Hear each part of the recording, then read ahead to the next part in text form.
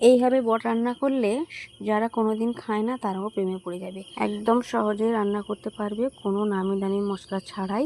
হাতের কাছে যাই মশলা থাকে তাই দিয়ে রান্না করলাম আমি। প্রথমে কিন্তু বটটাকে পরিষ্কার করে সেদ্ধ করে নিয়ে রেখে দিতে হবে। তো চলো রান্নাঘরে যাওয়া যায়। প্রথমে তেলের উপরে পেঁয়াজ ছেড়ে দিতে হবে, এর উপরে তেজপাতা একটা কেটে দিয়ে দিলাম, এখানে কয়েকটা এলাচ দিয়ে দিলাম, এর উপরে লঙ্কা গুঁড়ো, হলুদ গুঁড়ো, জিরে ধনে গুঁড়ো দিয়ে মশলাটাকে একটু নাড়িয়ে নিয়ে এরপরে আদা রসুন বাটা অ্যাড করে দিয়ে মশলা তৈরি আমার হয়ে গেছে। এই যে সেদ্ধ করা যে বট ছিল, এই বটটাকে আমি এর উপরে দিয়ে দেবো, দিয়ে অল্প অল্প জল দিয়ে ভালো করে সুন্দর করে কষিয়ে নেব। এরপরে এখানে জিরে ধনে ভাজা গুঁড়ো করে অ্যাড করে দেবো, দিয়ে ভালো করে নাড়িয়ে নিয়ে এখানে এই যে মিট মশলা দেখা যাচ্ছে, মিট মশলা আমি দিয়ে দেবো। দিয়ে এই মশলাটা হচ্ছে সিক্রেট মশলা বলতে গেলে, দিয়ে এবার সুন্দর করে কষিয়ে নেবো। এই দেখো আমাদের বট রান্না হয়ে গেল। এবারে এইভাবে বট একবার হলেও রান্না করে দেখবে, একদম সহজেই, কোনো মশলাই ছাড়া, আর স্বাদ অসাধারণ। একবার খেলে বারবার খেতে ইচ্ছে করবে।